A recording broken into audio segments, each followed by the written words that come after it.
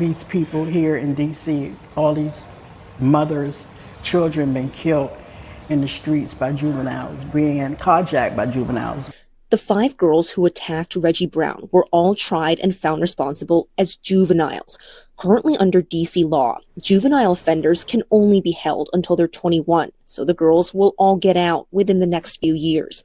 Israel says she wants DC crime penalties to be tougher so that juveniles who commit murder can be held for life. What's going on, everybody? Thank you all for joining me today. If you haven't already, please make sure you hit the like button, subscribe to the channel if you're new to the channel, and most importantly, please make sure that you are following me on Telegram at TD Media Group to help circumvent social media censorship and shadow banning. And with the introduction out of the way, let's get into today's news. And today, we're going to head back over to Washington, D.C. Why is that? Because I just want to go over, a little bit of what's been happening there concerning those who have been arrested and picked up since essentially Trump has taken over law enforcement in DC, right?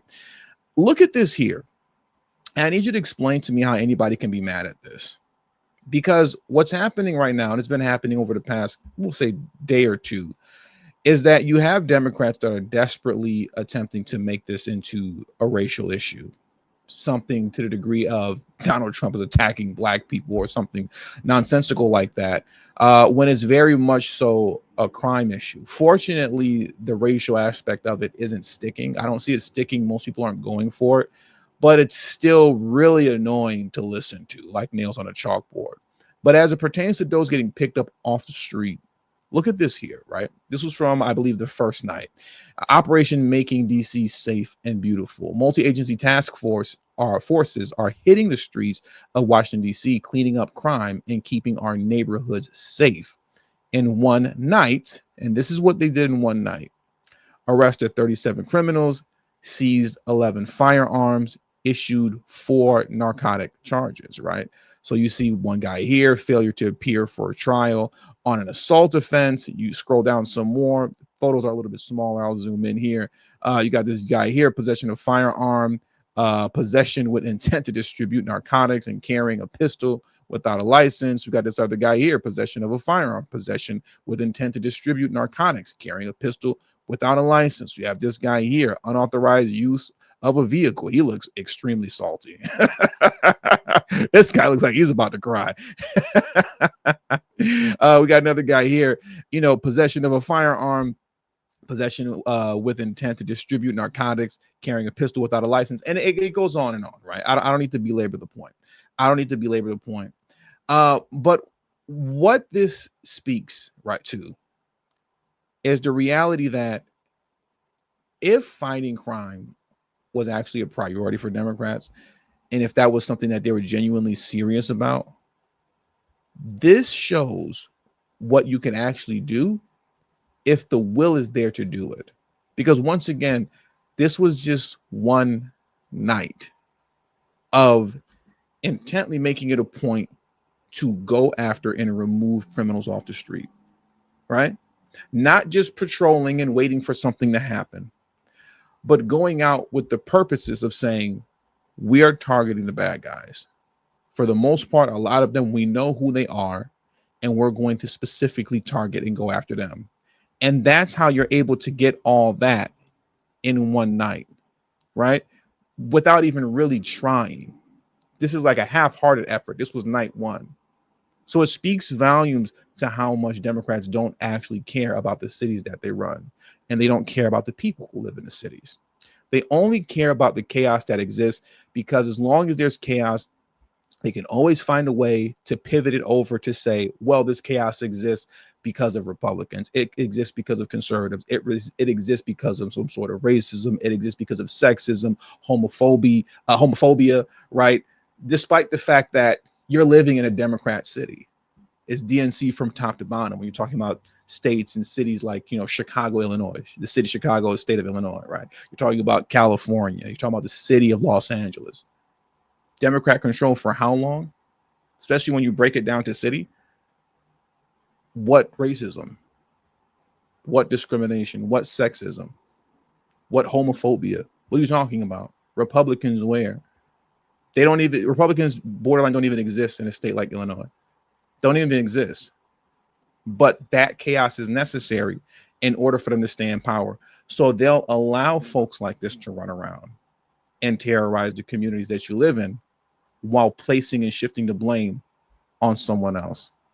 And then if Trump makes a move to put an end to the crime, somehow he's racist, right? Let me play this video for you very quickly. It's so stupid how they're trying to interject race into this conversation where it doesn't make sense to. Look at this video here, a quick clip from MSNBC of Simone Sanders. It's what this doesn't even make sense what she's getting ready to say, right? And it's so just nonsensical. I'll play this next.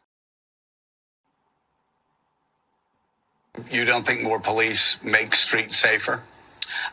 No, Joe, I'm a black woman in America. I do not always think that more police make streets safer. When you walk down the streets of Georgetown, you don't see a police officer on every corner, but you don't feel unsafe. So what is it about talking about places like Southeast DC, right? Ward 8, if you will, that people say, well, we need more officers to make us safe. I think we have to rethink what safety means in America. You see how it's just like a default that they defer to? What did you be? I'm asking you a question of, do more police and law enforcement presence make people feel safe, right? Is this a good idea? Well, I'm a black woman in America. What does that have to do with anything? That has absolutely nothing to do with the discussion that's being had. But I'll find a way to interject that into the conversation because that's the only line of defense that folks like Simone Sanders ever have. And what I find even particularly interesting is the way in which Muriel Bowser, the mayor of DC, she's not playing the game, at least not yet, right? But there's a big difference between how national Democrats, right, everybody outside of DC are responding to this versus to how Muriel Bowser is responding to this. And they're going to get into that next in this next clip that I want to play. It's very interesting because they're speaking to this on CNN. If you remember in the article that I read yesterday, where I was reading the Truth Social post from Trump, when he spoke on Muriel Bowser, the mayor of DC, he stated that she's a good person and she's tried.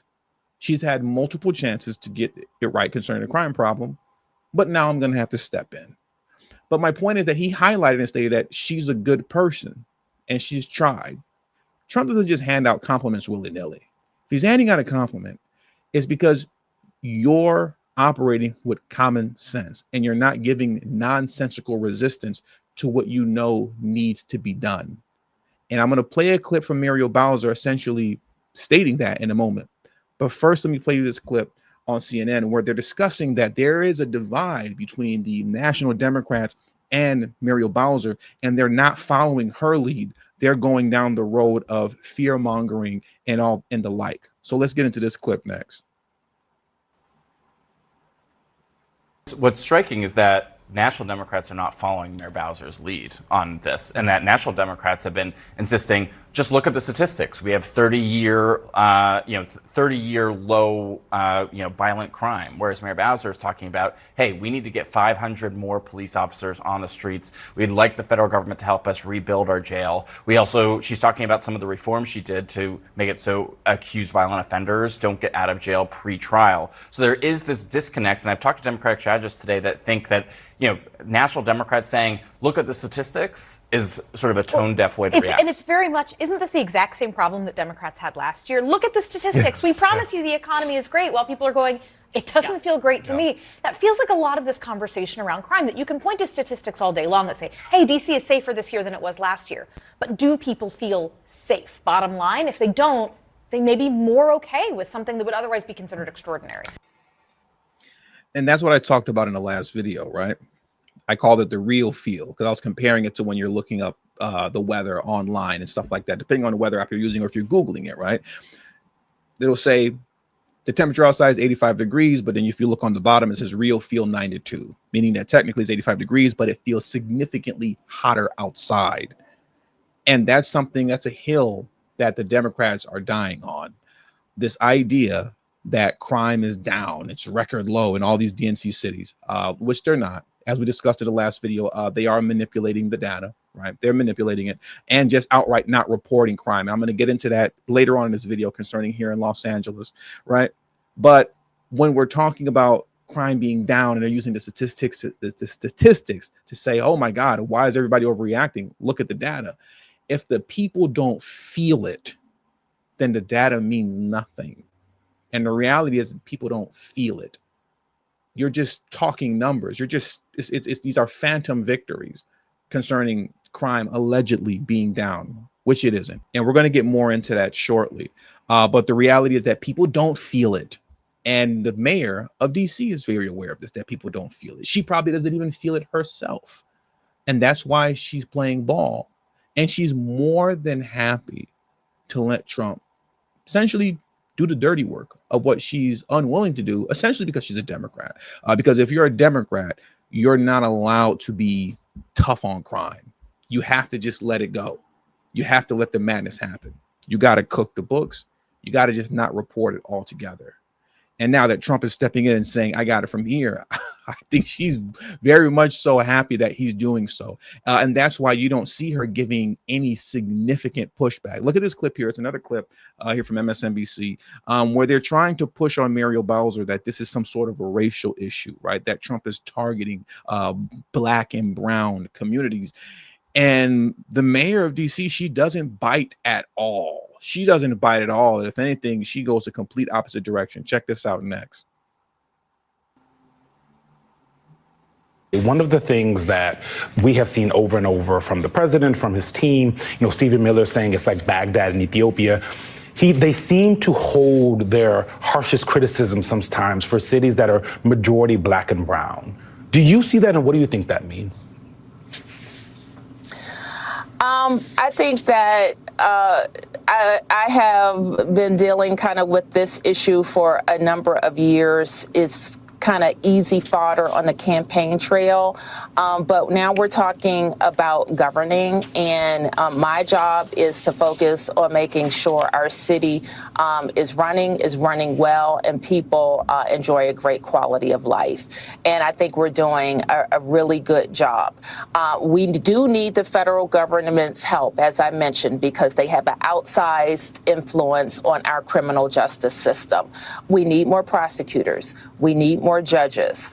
There are other ways to help. Even we want to rebuild our jail, and there are ways that the feds can help with that. But also just doing their part, cutting the grass, fixing the fountains, making sure that federal law enforcement is doing all of the policing that they can do. And I just have to say thank you to MPS, FBI, ATF, who've always worked cooperatively with us, and we expect that they will again. Look at their faces, especially the guy with the extremely curly afro. That is not what they wanted to hear. The guy with the 2 chains on, the baby blue suit, and the afro, he looks so annoyed. Oh, this is rich. That makes me so happy. That man did not want to hear that. She's not on script with the National Democrats. That's not what you're supposed to be saying. Muriel Bowser was supposed to get on here and trash Trump. And she was supposed to talk about how racist all this is. And she said the complete opposite. The complete opposite. She's thanking the FBI, ATF. She's thanking all the agencies. She's talking about how she wants to work more with them just to make sure that everybody feels safe, right? She's operating with common sense. She's not being an egregious pain in the butt for no reason. Now, mind you, it's not that she agrees with everything that's happening right now, right? She's not necessarily in agreement from what I've seen about the National Guards being deployed. She doesn't agree with that. But there's a difference between we have just kind of a disagreement on how things are being done versus you just being obnoxious, right? Just being completely obnoxious and talking foolishness concerning what it is that Trump is doing by just spewing complete lies and taking things to a territory concerning sexism, racism, homophobia, just nonsensical fear mongering. You're taking it to a place where it doesn't need to go, because now you're just speaking in nonsense that's rooted in lies. You're just being outright dishonest at that point, right? And Muriel Bowser just isn't playing the game. She's not playing the game, and they hate it. They hate it. But another thing too, another reason why Muriel Bowser, I believe, isn't playing the game is because she knows and understands that there is corruption going on concerning the DC police, concerning the way in which crimes are being tallied, right? I played the video. I'm not going to play it right now because I just literally uploaded the video about maybe 2 or 3 hours ago, depending on when I upload this video. I just uploaded it, right? Of the chairman of the DC Police Union, where he exposed and explained how DC Police cooks the books to make it appear that crime is lower than what it really is, right? And understand, at the end of the day, the mayor of each respective city is in charge, essentially, of the police. They're in charge. So people are starting to think that Muriel Bowser knows what's going on with the cooking of the books. She knows that this stuff is happening, and she just hasn't said anything. And essentially, if you don't want this to really fall on your head as bad as it could, don't be a pain in the butt. Don't be goofy. Don't be silly. You know that there's a problem with crime. Just admit it, and let's get it done as far as putting an end to crime is concerned in your city, to which has gotten out of control. And they're going to speak to that next in this CNN clip that I'm going to play now. Check this out here. I think Mayor Bowser may also know that there's an ongoing investigation in her police department over the potentially manipulation of those statistics, that there have been a downclassing of some of the crimes, there's been a massaging of the numbers and the reporting in order to fit them more beneficially into the FBI crime stats. So she may know some things that national Democrats are not paying attention to. Exactly. Exactly. She knows. She knows because she's in charge of the police. So she knows. And once again, if she doesn't want that kind of corruption to fall on her head the way that it could and the way that it probably should, right? If we're talking about accountability, just play ball and don't be stupid, right? Don't be like Karen Bass. Look at this next clip here. Karen Bass, the troll-faced mayor of Los Angeles, where I live. I don't know why she's speaking. Well, I do know why she's speaking on this because she's a Democrat and she's doing her job, right? Just be against Trump at all costs, despite the fact that your own city is upside down, right? So just look at this here. Listen to what Karen Bass had to say. And through Karen Bass, I'm going to prove to you and to submit my evidence to you that, yes, Democrats do cook the books concerning crime statistics. We already discussed it in the last video concerning what's going on with DC police. This man already explained it here. And I'm also going to show to you and submit my evidence that here in LA, the police just aren't reporting the crimes, right? They're just not doing it. So let's get into what Karen Bass had to say first, the troll-faced mayor out of Los Angeles. So let's get into this clip next as we bring things to a close. It's interesting which mayors and which cities he's chosen to focus on. In Los Angeles, where you have crime down a 60-year low in terms of homicides, homelessness is down. He points to homelessness and he points to crime in Washington, D.C. I don't know what's going on there, but I imagine that they are not suffering in the despair that he described in his press conference that in any way would warrant the use of federal officials in this manner. Crime isn't down in LA. They're just not reporting it. It's not down. It's not down. They love talking. She loves talking about homelessness being down. Ask anybody about homelessness that lives in LA. Like I said in the last video, I'm walking over bodies lying on the ground and driving past them on a daily basis where I don't know if they're asleep from the drugs or if they overdosed and died from the drugs and they're just laying on the ground dead. I don't know, right? This is just a regular daily thing here in LA. So she's full of it. And I want to show you how she's full of it by playing this clip here. This is about a 3-minute clip concerning illegal, what are they called again? Illegal street takeovers, where they do this really obnoxious things with cars, where they block off all the intersections, right? In a major intersection here in LA. And you'll just have a bunch of douchebags doing donuts in the middle of a major intersection at like 3 o'clock in the morning, popping fireworks like a-holes. It's really annoying. And nobody ever gets arrested for this. And that's why it continues. Anyways, let me get off my soul. I was about to just start going off. Let me reel it on back in and let's get into this clip next as we bring this video to a close.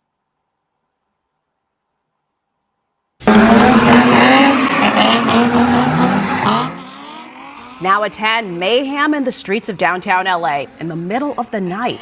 Residents are angered by the weekly loud and dangerous intrusions into their lives. Homeowners and business owners want police to do something to stop the illegal street takeovers like the one near the crypto arena this morning. Yeah. Can we stop right there? Homeowners and business owners want the police to do something for these illegal street takeovers. It's already illegal, but the police aren't doing anything at the orders of Karen Bass. It's illegal. Arrest somebody. Do something about it. You're just not going to do anything? Why? Because Newsom and Bass said, hey, stand down. Let the people do whatever they want. Let them create havoc. Doesn't matter. At times, dozens of cars have taken part in the takeovers that attract large and rowdy crowds. KTLA's Chris Wolf joins us live from Hollywood with the story. Chris. Yeah, John and Karine, some of the people I spoke with tonight who live right there in downtown LA tell me they have PTSD from all of the madness and mayhem surrounding these endless street takeovers and fireworks shows, which often happen in the middle of the night. Here we go again. Engines revving, vehicles spinning, rubber burning, fireworks exploding.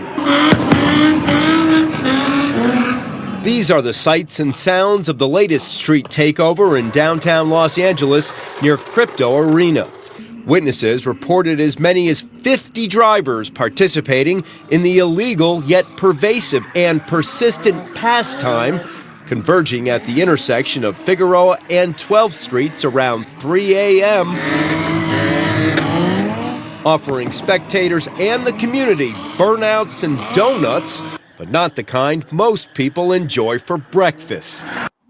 Before I let it continue, don't let anybody, any liberal that lives here in LA tell you that this is just like a cherry pick news segment. This isn't a regular thing. This is regular. This is regular. Okay. This is a nightly occurrence all across the city. You're coming home from somewhere at, let's say, 2-3 o'clock in the morning, and all of a sudden you run into this and you have to go around the block, take a longer route to get to your home versus just going down the main street.